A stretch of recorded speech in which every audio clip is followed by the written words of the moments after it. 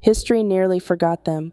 The 761st Black Panthers, the first African-American tank battalion to fight in combat during World War II. Officially known as the 761st Tank Battalion, these men shattered barriers of segregation and prejudice, proving their courage and skill in some of the fiercest battles of the European campaign. They crushed Nazi forces, endured discrimination within their own army, fought for 183 consecutive days, and even liberated a concentration camp, yet returned home to a segregated nation that failed to honor them. The 761st Tank Battalion was activated on April 1, 1942, at Camp Claiborne, Louisiana, before training at Camp Hood, Texas, where they were rated superior by 2nd Army Commander Lieutenant General Ben Lear. Despite the deep racial injustices of the Jim Crow era, the men maintained high morale.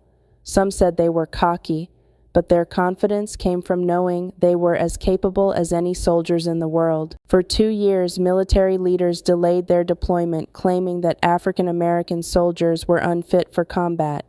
On January 10, 1942, in Alexandria, Louisiana, a tragic and little-known event unfolded that came to be known as the Lee Street Riot, though for many eyewitnesses it was more of a massacre than a riot. Just 1 month after the attack on Pearl Harbor, racial tensions were running high near several military installations, including Camp Claiborne, where the soon-to-be-formed 761st Tank Battalion trained. That night, hundreds of black soldiers and civilians gathered along Lee Street, the vibrant heart of Alexandria's black community, filled with churches, cafes, and theaters that offered respite from the harsh realities of segregation. The violence began when a white military policeman attempted to arrest a black soldier outside the Ritz Theater, sparking outrage among onlookers. What started as a confrontation quickly spiraled out of control as white MPS and local police opened fire into the crowd. Official military reports later minimized the event, claiming only a few injuries,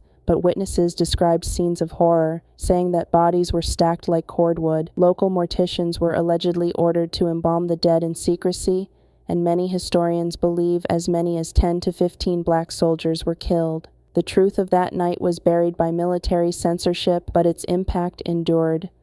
The riot revealed the intense racism that black servicemen faced even as they prepared to fight for freedom overseas, and for some of the soldiers stationed nearby, many of whom would become part of the 761 St. Black Panthers Tank Battalion, it was their first battle, fought not against foreign enemies, but against injustice at home. Among them was Jackie Robinson, the future baseball legend, who served as a lieutenant before being transferred and court-martialed for refusing to move to the back of a segregated military bus, a defiant act that kept him from joining the battalion overseas but foreshadowed his future role in breaking baseball's color barrier. Finally, the battalion was deployed to Europe, landing at Omaha Beach in France on October 10, 1944. They were soon assigned to General George S. Patton's Third Army. Before their first battle, Patton, known for his fiery speeches and prejudiced views, told them bluntly, "I don't care what color you are as long as you go up there and kill those Kraut sons of bitches." On November 7, 1944, the 761st entered combat for the first time,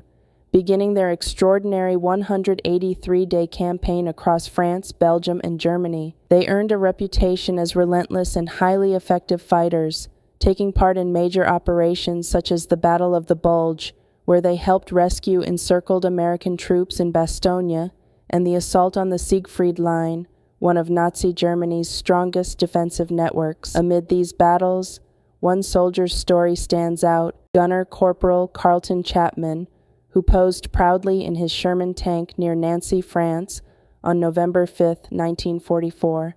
Just 4 days later, he was killed in combat. Chapman's bravery and sacrifice exemplified the courage of the 761st. He was posthumously awarded the Purple Heart and now rests in honor at the Lorraine American Cemetery in Saint-Avold, France. His colorized photo, frozen in time, serves as a haunting reminder of the human cost of war and the pride these men carried into battle despite the prejudice they faced. As the war drew to a close, elements of the battalion advanced into Austria, where they liberated the Gunskirchen concentration camp, rescuing survivors from unimaginable horror. Their valor not only helped defeat fascism abroad, but also stood as a challenge to the racism still entrenched in their homeland. When the 761st returned to the United States, they did so quietly, without parades, medals, or public acknowledgement. America's segregation remained intact, and the heroes of the Black Panthers were largely forgotten. It wasn't until 1978 that President Jimmy Carter awarded the battalion the Presidential Unit Citation for extraordinary heroism in battle. Nearly 2 decades later, in 1997, Staff Sergeant Reuben Rivers,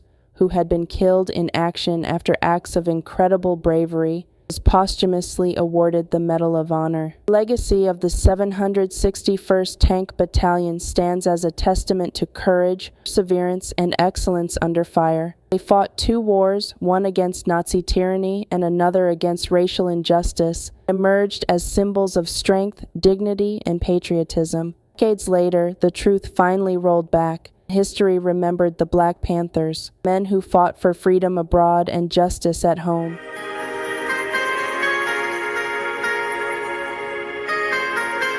Hey beautiful souls, it's Shakira. Thank you for tuning into History, Channel News, and for all your incredible support. Can't wait to see you in the next video.